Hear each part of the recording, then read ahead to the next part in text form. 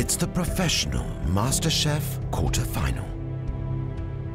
These 6 talented chefs stood out in their heats.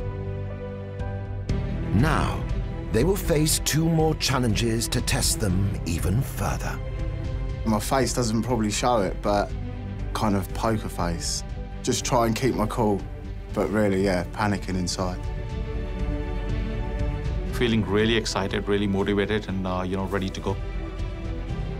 It's given me that little bit of confidence to say, you know what, I'm just going to go for it. First, they'll have to devise a dish from scratch, centered around 1 ingredient. A real triumph. I think this is fantastic. Those who can deliver to the brief will go through and cook for some of the country's most discerning food critics. This is an ambitious, intelligent, beautifully put together dish. Only the best will earn a place in the knockouts. We want to see something special. We want to see the fight. We want to see our chefs really get creative. The chefs with the best knowledge and skills will rise to the top today.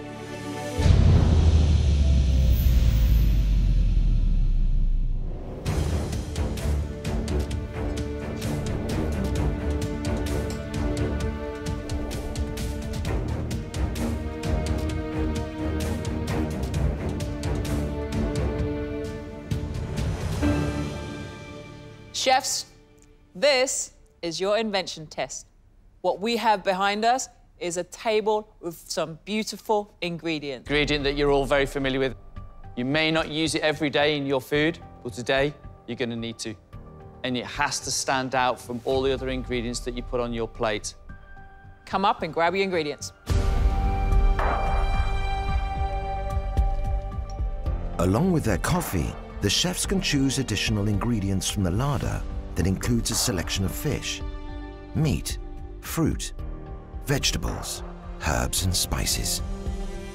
Coffee can be used as a rub on meat. You can marinate it. You can use it to infuse desserts and dressings, even as a seasoning. This is an ingredient that is going to test our chefs to the limit. Something I would normally put in desserts, but I have done it savoury before, so that's the way I'm going to go today. It is a bit nerve-wracking, but I guess it's new challenges, and I'm willing to push and see if it works.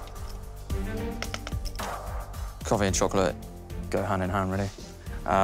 Who doesn't like a little mocha?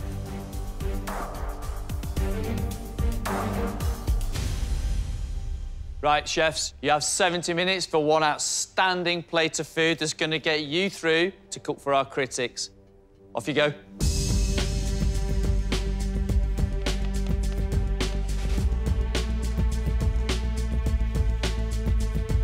33-year-old Andrew has been working as a chef in the Royal Navy for 12 years and now caters exclusively for the Admiral.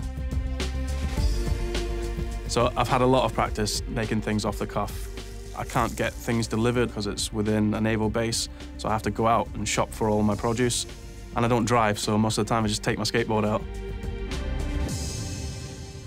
I was really happy to see coffee. First thing that came to my head was game, so I was even more happy when I found some game on the bench.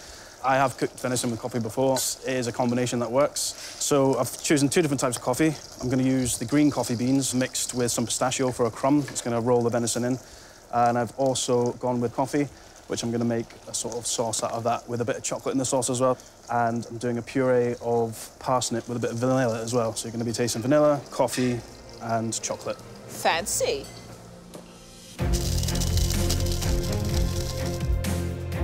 I really like the sound of this coffee crumb with pistachios. It looks really beautiful, and I think it'll bring wonderful colour to this dish.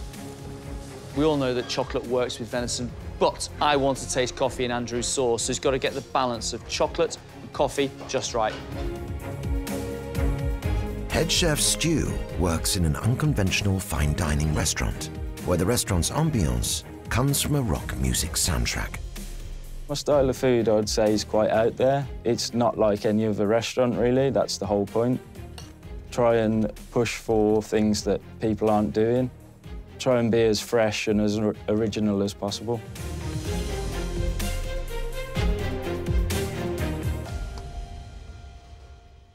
When the coffee got revealed, I kind of had a bit of a plan in my head, something that I remember eating as a kid, and I want to draw on that and kind of show that I've got the ability to produce a dish that's classical, yet I can give it a modern twist. And what is it? It's a tiramisu. A take on a tiramisu, the flavours of tiramisu, or an actual tiramisu? A stew tiramisu. So a stew tiramisu? Yeah. So it's not going to be layered, it's going to be individual elements, plated, but with the taste of a tiramisu. Why has this dish got nostalgia for you? Because this was the first thing that I cooked in my cooking class at school. Right, so this is a flavour from school days, your first dish you cooked? Yep. Love that, love that, love that. Listen, I like the sound of this dish. Thank you. I love a good tiramisu, but this doesn't sound like your ordinary tiramisu.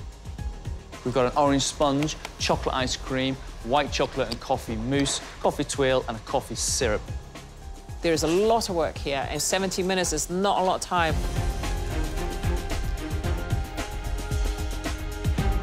"35-year-old Arbinder is executive chef of a catering company which recently prepared a banquet at Buckingham Palace.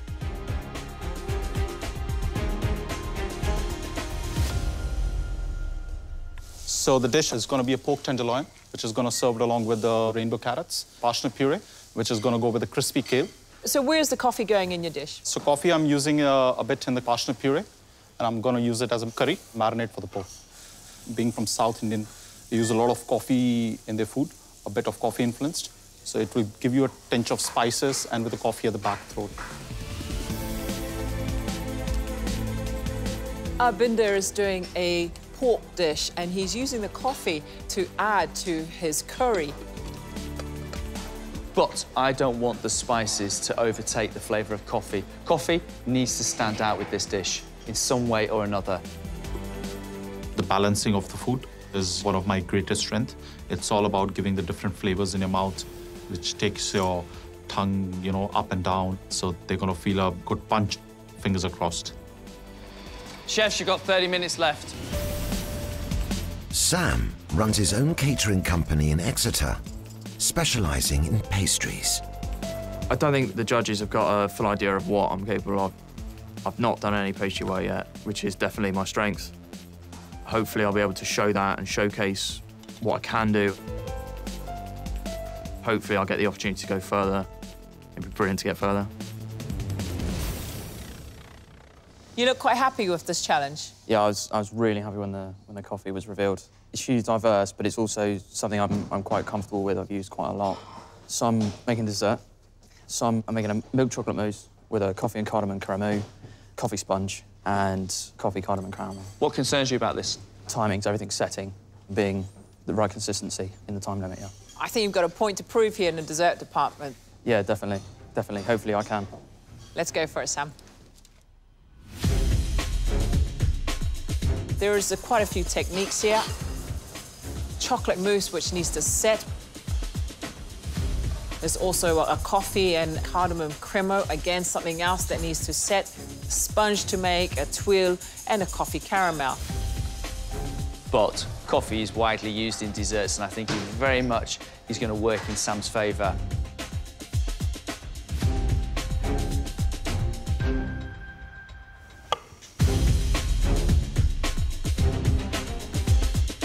Sussex-based Ben traded in life as a builder 3 years ago to become a chef. The competition means the world to me. I've put everything into it. Everything else has kind of taken a back burner. Stag do's and all that. But just fully concentrated on this. So to go out now, I'd be not very happy. So I'm doing a celeriac fondant in butter, thyme, garlic and coffee. Pickled mushrooms in coffee pickling liquor. Crispy chorizo, roasted hazelnuts, and then I'm doing an aerated mushroom and coffee sauce with a touch of chilli for it. Sounds a very interesting dish. I have to say, Ben, you were almost doing a vegetarian dish until the chorizo sausage came into the equation. Yeah, I mean, I just wanted to check to see how spicy the chorizo sausage was, really. Yeah. I didn't want to overpower the dish and take away from the coffee. The celeriac fondant cooked in coffee is the sort of the key point of this dish. So this fondant is going to be something quite spectacular. My #1 concern is the chorizo sausage overtaking all the other flavours. Flavour of the coffee bean has to come out. 21-year-old sous chef Curtis has spent most of his professional career in Michelin kitchens. I'm a chef who does like thinking on my feet because from a young age I've had to do this because with my mum being a single parent, she works all day and I had to cook for her, and most of the times we didn't have food in the fridge, so I just make dishes from anything, you know, and shock her and surprise her. So while your mum was at work, you were delving into the fridge and messing it all up and trying to cook something from it? I definitely was, yeah. Was it always successful? Some things were successful, some things not. So, Curtis, you're doing a meat dish. What is it? It's Berika pork, brined in coffee with a coffee sauce, and cook the veg in coffee. Cooking veg in coffee? Yeah. It's the first, but there's always a first for everything. You nervous? Yes, I definitely am. So are we.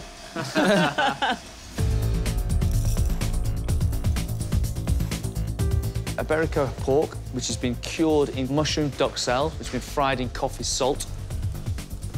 Beetroot mushrooms and carrots, which is blanched in a coffee emulsion. We've also got a pork and coffee sauce. It's great that Curtis is using coffee all the way through his dish, but I've got a funny feeling that he's just experimenting with us. I hope I'm wrong, and I hope that Curtis gets it just right. Chefs, you have just 15 minutes left.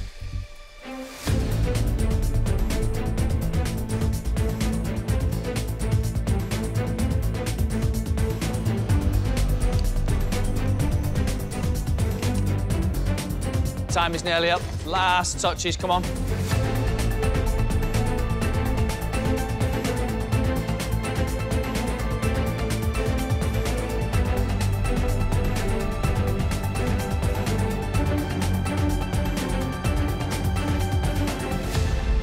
That's it.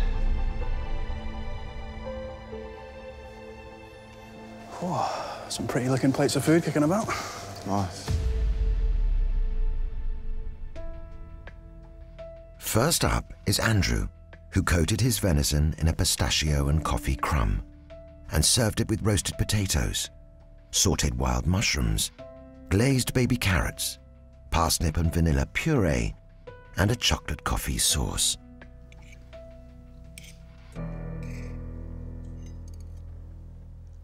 I like the little coffee and the pistachio around the venison. Little roast potatoes, carrots are beautifully cooked.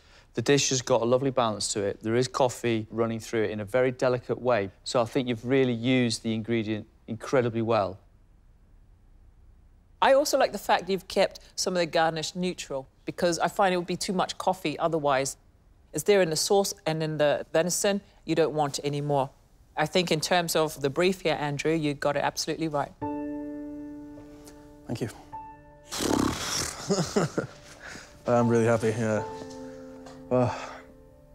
It's very validating. Yes. Stew's tiramisu is a coffee and white chocolate mousse with orange sponge, mascarpone, orange segments, coffee syrup and coffee tuile, served with a chocolate ice cream.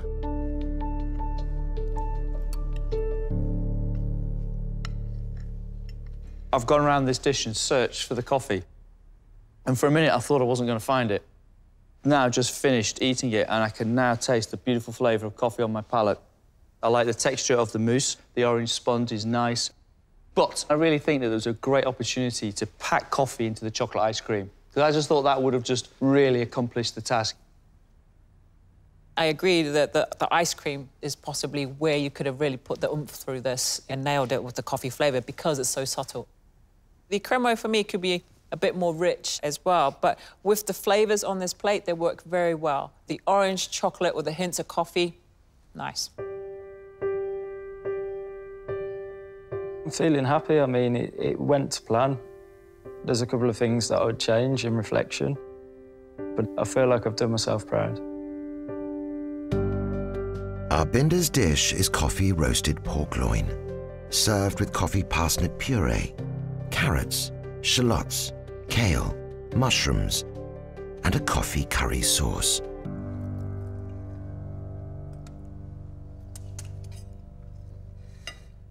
The pork is beautifully cooked. Parsnip puree is beautiful and smooth, and the coffee doesn't sit at the front, it sits in the background, and it just makes the parsnip taste even better. The curry sauce has got some heat to it, and the coffee does sit gently in the background, but only just. It does bring this dish together, I have to say. It really does. I've never had a curry quite like it with the hints of coffee, yet there's a sweetness. It's delicious, and, you know, the vegetable garnish, they're so well cooked, and the crispy kale brings a bit more to this plate, and it works so well together in harmony. A real triumph. I think this is fantastic. I'm really pleased for myself, but still waiting for their final judgment, which is really important. Sam's dessert is a milk chocolate mousse and salted caramel coffee cremeux, served with coffee cardamom caramel sauce, chocolate and hazelnut sponge, and a coffee tuile.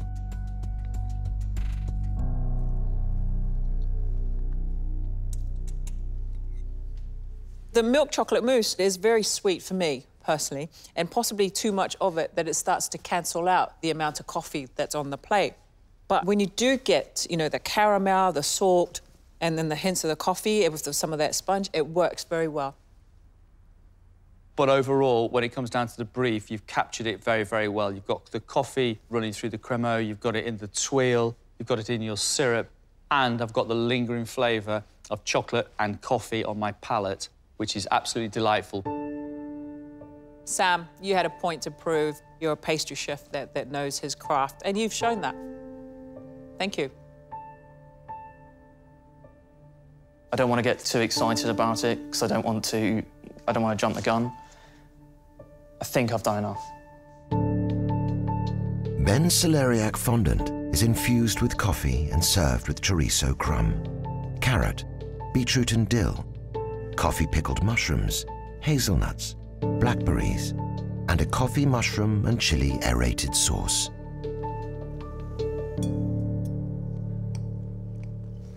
That's the fondant.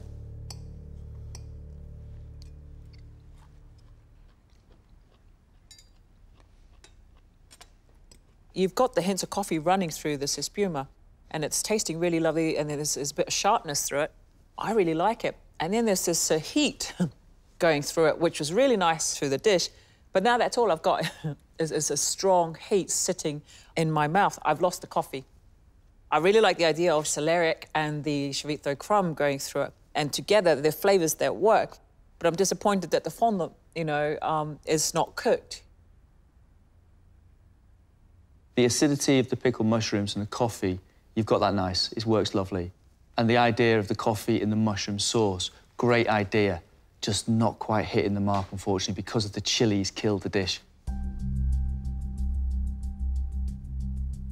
It's frustrating because I know exactly what it could have been, and it was just off the mark a little bit, and, you know, these things happen.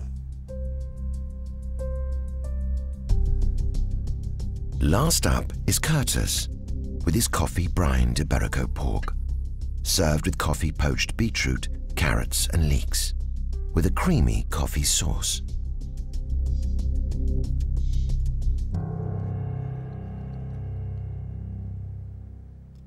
The pork is nice and pink, and you've brined it with coffee, and it's very subtle. You can taste it, and I like that it's not overpowering the actual pork here.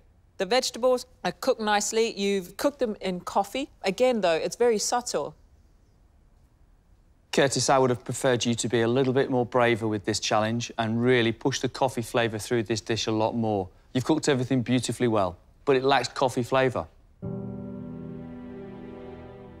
Honestly, I don't think I did show my best today because I think I could have pushed myself a bit more and gone a bit further and a bit more riskier, but I guess we'll see.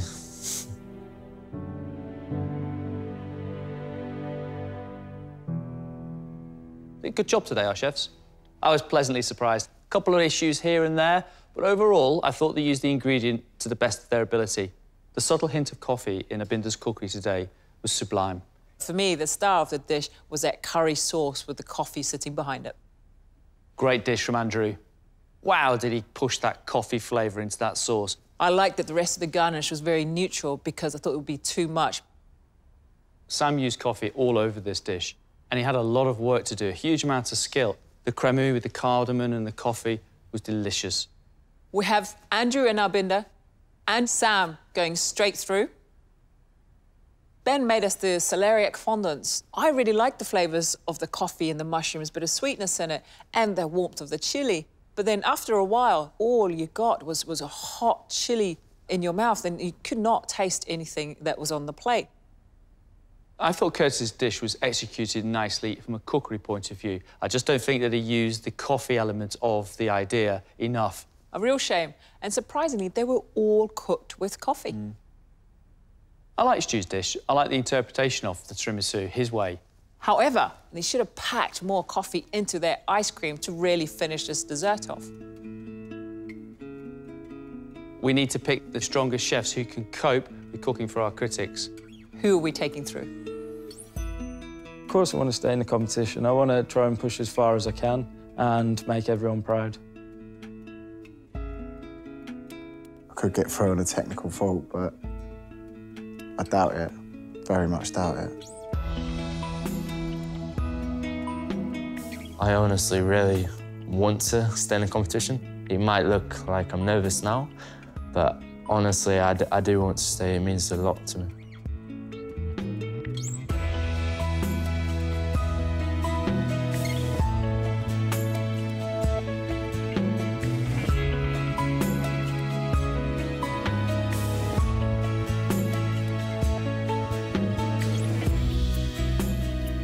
We have made our decision.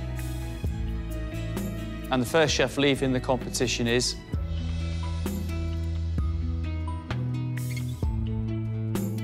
Ben.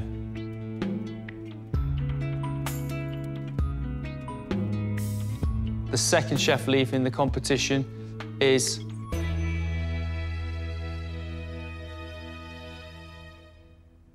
Curtis.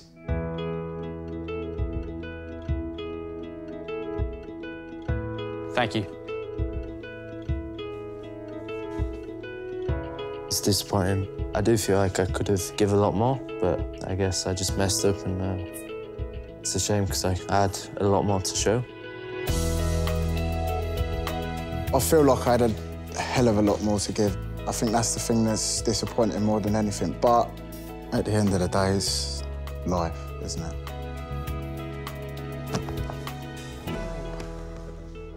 If you think that's tough, it's the critics next, and they are tough customers.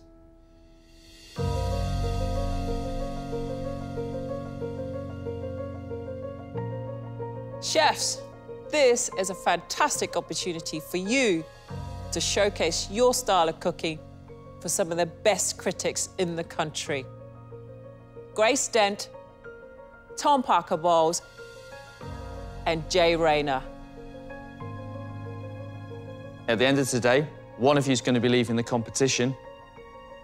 The remaining 3 will be joining our final 12. 2 courses, 8 plates of food, 1 hour and 15 minutes. Let's cook.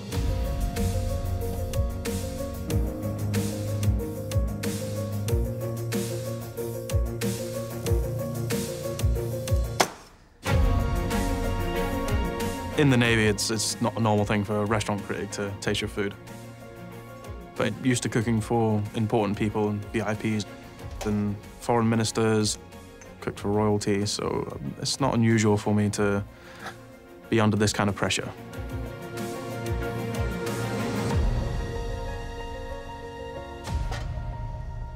For the starter, I'm doing a langoustine tail marinated in langoustine oil, which I've made myself, with compressed apple that's compressed with dill and apple juice. That's going to be served with fennel puree and langoustine sfici. This is a dish I've been working on for a really long time. It's gone through lots of different changes over the years, and the way it is now, I think, is the best it could possibly be. I'm really happy with it. The main course is duck and cherries, so I'm doing a duck breast with some potatoes cooked in duck fat, I'm making a duck sausage. There's going to be a cherry sauce and buttered broad beans. The first time I practiced took me over 2 hours. I've made some changes since then, and I have got it down just on the wire in time, so... Just in an hour and 15 minutes? Just on. So you've shaved 45 minutes off this menu? I have, yeah. The way I'm attacking it, I'm just organising it, making sure things are going on at the right time, and just moving as fast as I possibly can, yeah. Righty. 2 varieties of langoustines there working together. Sounds delicious. The blowtorching on the langoustine, but it needs to be just beautifully coloured, gently touched with those flames. Langoustine ceviche with chili, coriander, lime juice and zest. The ceviche needs to be marinated just a few minutes before plating. If you marinate this too quick, the citrus juices will start to gently cook the langoustine. Andrew's main course is to take on a classic duck and cherry sauce. Duck fat potatoes, the beetroot, the cherries with pickling going on there, and that lovely, beautiful sounding duck sauce. This dish sounds great. The spiced duck sausage, which he's making here in this very kitchen, I think will bring something really special to his dish. He is going 100 miles an hour, and he is very focused. I'm really happy with my performance. I really hope that I will carry forward a good feedback all the time, but you're just waiting for one mistake you do and all of your hopes and your expectations is going to go down the drain. Main course, I'm giving a pan-seared sea trout with a coconut and ginger sauce, and it's going with aubergine and black squid puree, purple potato, and charred cauliflower. The second dish, I'm doing a green cardamom chocolate ganache, caramelized white chocolate soil, and I'm doing a passion fruit sorbet and a passion fruit gel with it. Cooking for the critics today is very similar to running a service. Yep. Are you still hands-on with running a service with your team? Really, I'm really much hands-on. I'm handling 2 restaurants and you know, big event and catering companies. So I'm really in that zone. So hopefully I will remain in the zone today. You do not want that sea trout overcooked. A little bit of crispiness on the top, but beautiful and pink in the centre. Coconut and ginger sauce, I expect fireworks from Abinda. Aubergine puree, I've never had it with squid ink in it before. I'm interested to see what that's going to look like on the plate when it's sitting next to saffron fennel and purple potatoes. This sounds like it's going to be a colourful plate of food, but if anyone can carry it off, Abinda can. Abinda's dessert is a cardamom chocolate ganache. The ganache is going to be set properly. It's going to have a lovely texture and not too cold, otherwise it will become too solid. You've got a passion fruit gel, got white chocolate soil. There's some interesting textures and combinations going on here. The one thing you've got to make sure is that all the elements work together in harmony on the plate. Chefs, you've got 30 minutes left.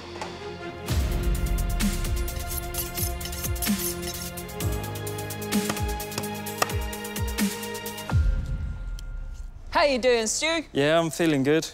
What are you doing? So I'm doing cod with nduja, mussels, smoked tomato beurre blanc, tomatoes dressed in a tomato ponzu, and then a dessert of caramelised phyllo, white chocolate and miso creme, and a blood orange sorbet and blood orange segments. And it sounds like you've got a lot to do. Yeah, I've got a lot to do, but I think if you don't push yourself, you can't prove that you deserve a place in the next round. Who's supporting you through this, Stu? It's my little boy, Jack. How old's Jack? Jack's coming up 2. So every time I kind of get a little bit stressed, I remember that at some point he's going to watch this and he's going to laugh at me. So I try not to do anything too stupid. I've always struggled throughout my life with confidence in social situations, and this is the ultimate kind of goal, is to show Jack that no matter what kind of pressure you're under, you can always be yourself. Cod with flavours of nduja or salami, the things that work very well. Also with tomatoes. Stuart knows that they work and they're flavours that we will recognise, but it's all down to the execution. Making sure every element is done to perfection. I love the sound of this dish. I hope Stuart does it credit. I'm not normally a white chocolate fan, but in a cremo, the addition of miso sounds delicious. And of course, pair that up with blood oranges. Sounds great to me. Chefs, you have just 15 minutes left. Coming from a family of farmers, it's given me a huge respect for all ingredients, understanding that actually fresh is best. When I was a kid growing up, we always used to have little lambs in a cardboard box in the house with us. My grandmother kept ducklings in a woolly hat in the airing cupboard. It's a massive link between farming and cooking, and you've got to understand it and you've got to respect it. My grandfather's business, he did fruit and veg. Yeah? Yeah. I was really close to my grandfather, and doing the fruit and veg was well, his childhood memories. What are you doing? A roasted duck breast with red cabbage, apple puree, an apple and sage pomana, and a 5-spice sauce, 5-spice puree as well. And what's your dessert? Mocha panna cotta with comfy orange puree, caramelised hazelnuts, caramelised white chocolate, and a sea buckthorn sorbet, and a chocolate soil. My goodness, Sam, you're not holding back, are you? Maybe I've set myself a bit of a challenge with so much to do, but hopefully I can pull it all off. Love the spices he's using with the duck breast. We know 5-spice works so well with duck. And there's also a lot of spices going through the braised red cabbage. Sam's going to make sure that duck breast is cooked beautifully. Nice and pink and rested as well. It's very important. Sam has got long slices of potato, long slices of apple, one on top of each other. He's then rolled it up. He's going to cook in the pan crispy on one side, and then he's going to cook them in the oven so that they cook all the way through. Apple and potato working together. Interesting. Not had that before in a pomana.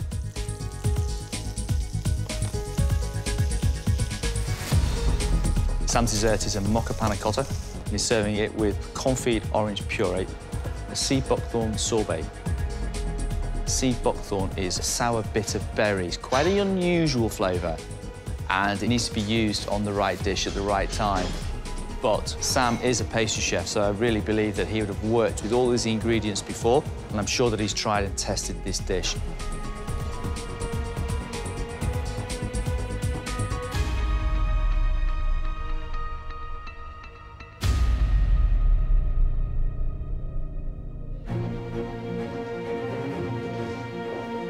I'm a great fan of ambition. You've got to have ambition to be a great chef, but too much ambition. Don't try and be too clever. Again, it gets back to what it tastes like and what it looks like, but taste is all important. Look, I'm greedy, and I really want to be fed by people who know what they're doing. And hopefully there are a few of those out there.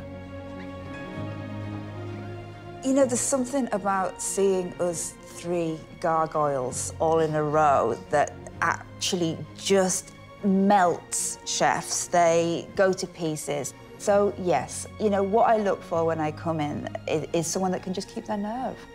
Cheers, guys. Andrew, we've got 7 minutes left.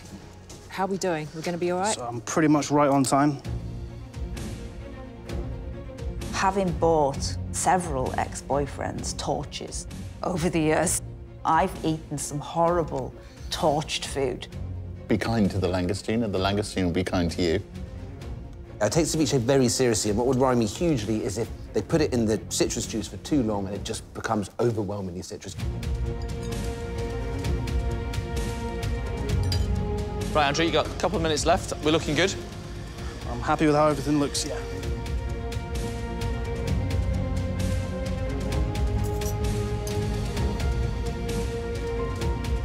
Looking good.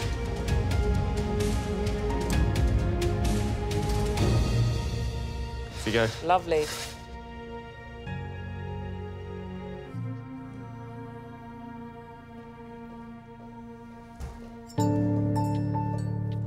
So your starter is a torched langoustine tail that's dressed in langoustine oil, some fennel puree, some apple that's compressed in dill and apple juice, and a langoustine ceviche.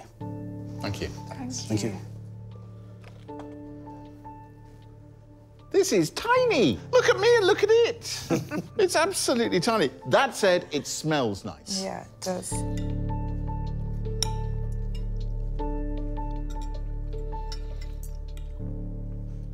Lovely flavours. That langoustine was very sensitively cooked. I'll almost go so far as to say lovingly, and tasted intensely of itself. That ceviche reminds me of what ceviche is about. The purity of the ingredient with a little bit of citrus, a little bit of spice in there. The compressed apple, the fennel, this is a complete dish. For me, it really works well. My only complaint, and I mean this genuinely, is I wish that there was more of it. You know, that is a great complaint. I really mean that. Yeah, wonderful. The blowtorch langoustine is delicious. The light charred flavour running through it, and then more of that beautiful langoustine flavour from the addition of the oil. The ceviche is delicate, it's light, you can just taste a touch of lime. It's not over-marinated. Yes, it is delicate, but it is incredibly small. So Andrew's main, this is a novel, but it can be broken down into duck with cherries. He's got to have rendered the fat while keeping it nice and rosy and pink inside. Duck sausage sounds absolutely amazing. Potatoes cooked in duck fat. When do we ever get a potato at this table? I'm excited. Cherry jus, it's got to be sour. If it's too sweet, the whole thing's too overwhelming, but it has potential. Andrew, you got 4 minutes. Thank you, Chef.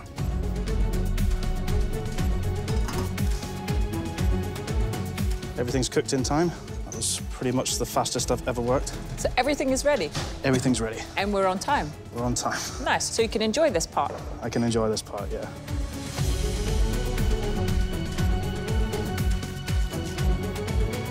You happy with that cookery? Yes, I'm really happy with the duck. That is bang on for me.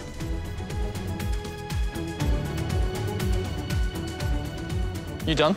I'm done, Chef, yes. Let's go.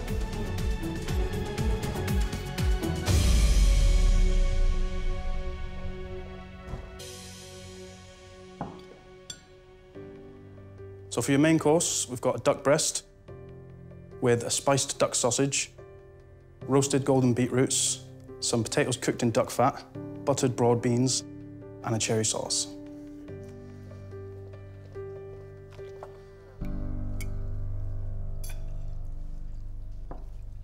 I am frustrated by this because I can see that all of this makes sense. I love the fact that the beetroots have been cooked to this dark, caramelised chewiness. It's brilliant. But the duck, which is the key thing, is overcooked, and the sauce, it's over-reduced and it's over-sticky. I love the sauce. I quite like the I love the sauce. What he's made, which makes my heart sing, is actual northern Sunday dinner gravy. And it is absolutely delicious. The duck sausage is beautifully seasoned. That potato is absolutely something else. Just absolutely delicious. A beautifully fatty dish, but those cherries just come in and cut us way through it. It's perhaps not the highest of art, but damn, it's good. Broad beans are beautifully cooked. The beetroot is delicious, but I think the duck is slightly overcooked. The sauce, it's overworked. I don't like the sauce at all. The sausage has a lot of flavour. It probably got the most interest, but I find it's a bit on the dry side. Real shame. I honestly feel like I can't move. I put so much energy into getting that done. It was hard. It was so hard. Yeah. Abinda? Yeah. You have 15 minutes before your first course is meant to be served. How are you looking? I think I should be on time. OK. The heart of the dish is a piece of trout, and he's going to pan-fry it. And he has to get that right. Skin down, make sure it's crisp, don't overdo the flesh. It should come up nice and pink and flaky, just like me. Coconut and ginger, what, hey, some spice, that's always exciting. I don't know why you would mix that with fennel. It feels like Arbinda has a lot of ideas and he's going to put them all into the same dish, whether it kills him or not.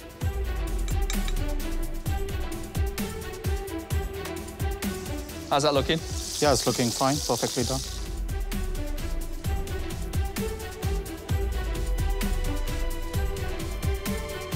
Right, let's go.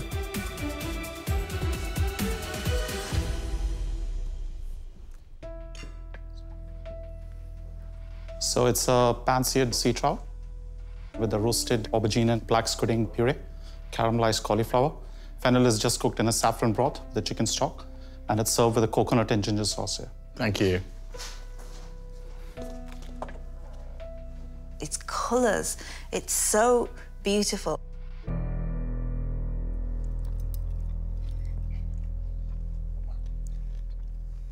The fish was perfect, and it so often isn't on this competition just because they're under so much stress.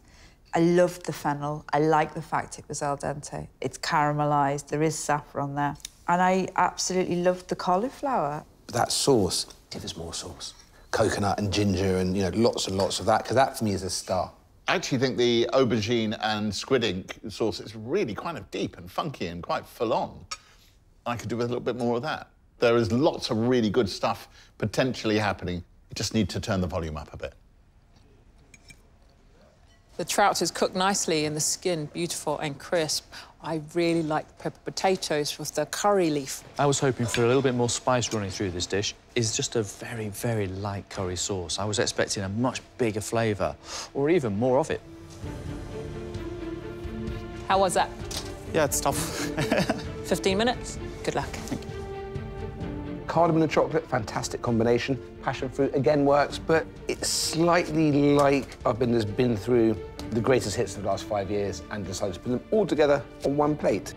It's just a lot of different techniques that he knows in one long sentence. Then again, chocolate, passion fruit, they do go together. It gets it right, it could be a joyous bowl full of loveliness.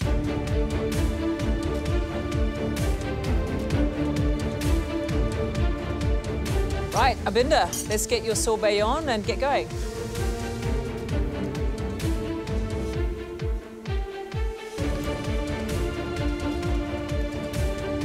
How's it look? Yeah, this looks nice. Right, Arbinder, off you go. Very colourful. It is, it is. For the dessert, you got a green cardamom-flavoured chocolate ganache. We've got a crystallized white chocolate soil, passion fruit sorbet, passion fruit gel, and I've just got some chocolate rocks on it. And it's garnished with the apple blossom and the honeycrisp. OK, Thank you. Thank you very much.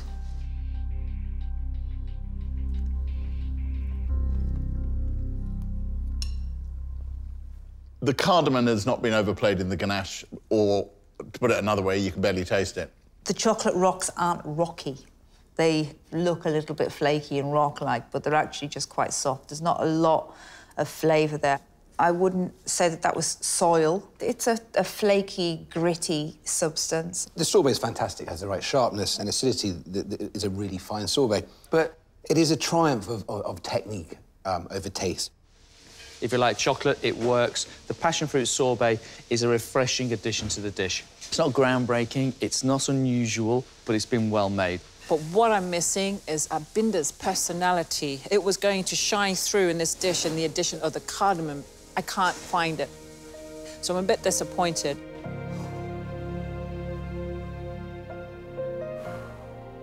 I have really cooked my heart out today. Not everyone get a chance to cook for them, so I'm giving my best shot. How are we looking, Stu? Yep, I've just got one more job to do, Chef, and then we'll start plating. OK. I love cod, and I love when somebody that really knows what they're doing cooks it for me. Pork scratching can go wrong in so many ways. It's meant to be crisp, and it should not have any hairs on it. I don't mind a hair occasionally. Hairy bar snacks. Oh, no. There's texture, there's a little hint of Japan in there with the ponzu. It's a really exciting-looking dish, and I think if he pulls this off, it could be something quite spectacular. Right, come on, Stu, you got a minute left. Let's go. We really need to get a move on that, Stu.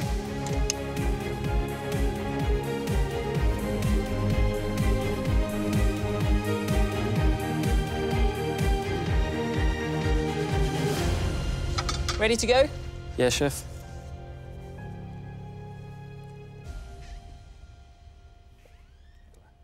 Thank you. So you have a dish of cured cod that's been pan-fried with crispy mussels, nduja, some tomatoes dressed in a tomato ponzu, some lovage cress, pork scratchings, and a smoked tomato beurre blanc. Thank you. Thank you.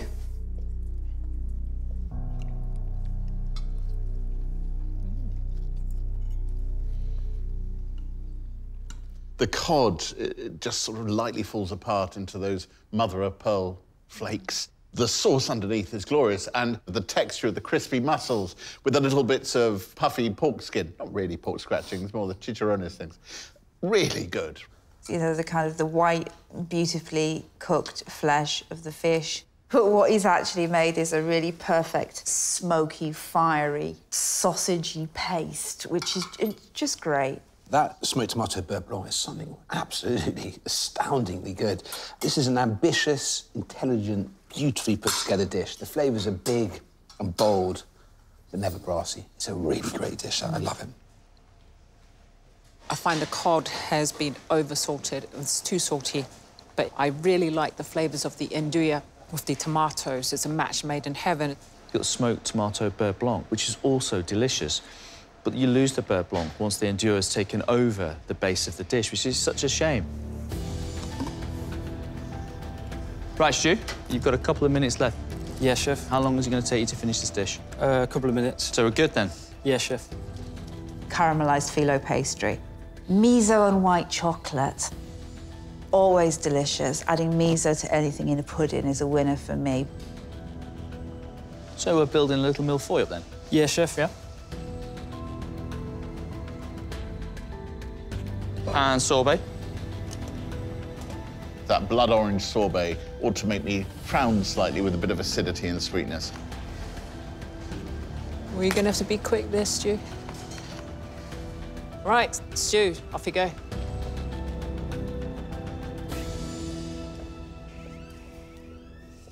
Thank you. So this is a caramelised phyllo with a yoghurt and miso cremu, blood orange gel, orange segments, marigold, and a blood orange sorbet. Thank you.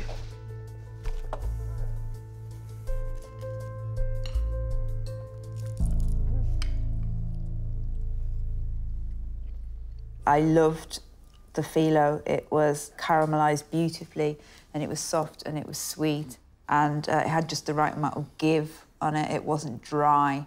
The yoghurt with the depth of the miso, I think that's the greatest thing about this. And you didn't taste the miso. The miso added that lovely umami depth, which actually rounded the whole dish out. It was a understated, but a very clever and a very lively and sprightly pudding.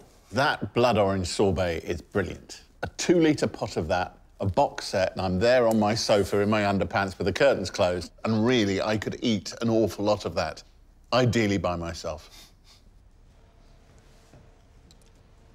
I thought the white chocolate crema would be a little bit on the sweet side, but the miso really does bring it down. It complements each other, and the blood orange brings another element to this dish. It's a nice light dessert. I quite like it. That was excruciating. Win or lose, I give it the best effort I could on the day. That's the thing. Sam, you've got 10 minutes for your first course. Is it cooked right? No, it's overcooked. The skin's Over? It's over. The skin's not crispy. I'm not happy with it at all. Roasted duck breast with braised red cabbage and apple puree. I'm sure that you could probably buy this in an instant ready meal in a supermarket. Actually, my late mother could have cooked this, and in fact, I think she did. When she did it, I really liked it. Potatoes cooked in lots of butter. We can all get behind that. But please make them crisp and caramelised and bad for you. Come on, Sam. You got this. Yep. Keep your head up, all right? Yep.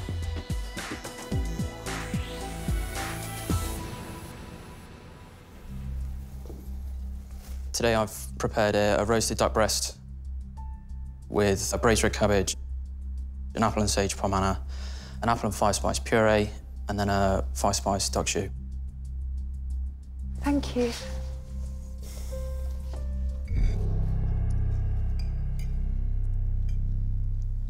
The meat is overcooked. It's tough. The sauce is too toothacheingly sweet. The red cabbage is toothacheingly sweet.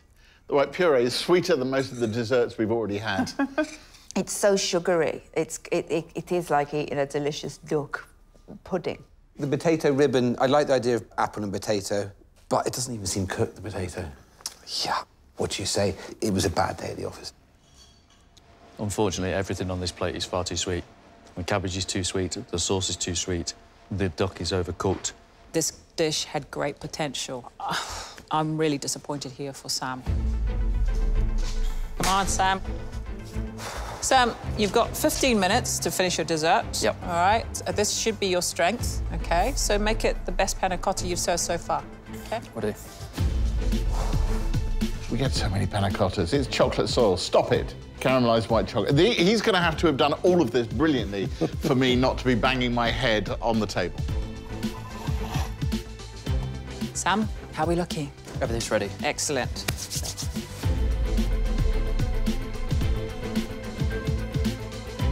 You're looking a lot happier now. Yeah, I'm feeling a lot better, actually. What interests me here is the sea buckthorn sorbet, because I do believe that all sorbets should be a little bit painful. It should be delicious, but also slightly punishing.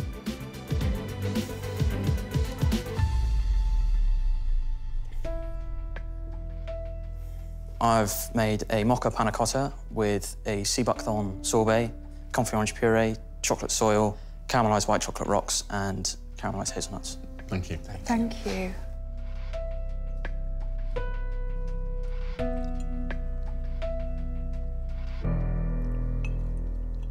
Sea buckthorn is a very tart, acrid, sharp flavour, and that is a very, very intense sorbet, perhaps too intense. I don't think I could eat a whole plate of it, I'll be honest. The thing is, panna cotta is day one of catering college, and the one really clever thing you have to do with it is turn it out on the plate. If you just set it in a bowl so it doesn't move, you've only done half the job. Whether that's a panna cotta or not is dubious. However, I think that there's a real mocha taste coming through. There's crunchiness, there's sweetness, there's sourness. I actually think this is probably the best pudding that we've had today.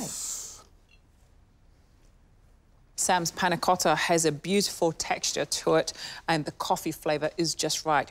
It works so well with the comfrey orange puree he has. Sea buckthorn sorbet, it's unusual flavour, but it does work. This dish is delicious. I do like it.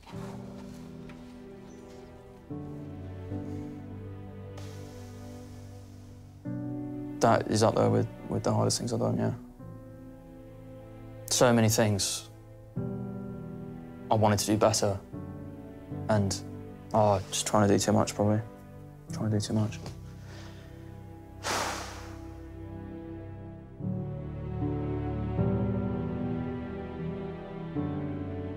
Well, that was an eventful day, but I believe our critics did eat well. They were pretty happy overall. There was no standout chef who got it right on both courses, but the dish of the day for me was Andrew's langoustine dish, the ceviche and the apple, and also the torched langoustine. That was by far my favourite dish today. I just wanted more of it. I agree. It was a good dish from Andrew. His main course was the opposite. This dish had huge potential. It just lacked refinement. The cooking was a bit over for my liking, and that sauce, which had just boiled and boiled away, was like a really thick gravy without any real flavour to it. Our critics liked Abinder's dish. Abinder's fish was beautifully cooked. It was nice and moist, crispy on the outside, moist in the centre. I liked what Abinder did. I just wish that curry sauce had a bit more punch to it. The dessert worked well. Passion fruit and chocolate is a match that goes well. I thought the ganache was beautifully made, and I loved that passion fruit sorbet with the sharpness that cut through the sweetness. The cardamom, for me, didn't quite sing out as much as I wished it would. The critics really enjoyed Stu's main course. I thought the fish, personally, was too salty, but I really liked the flavours of the andouille with the tomatoes. They worked so well with that beurre blanc. I liked the white chocolate and mito cremo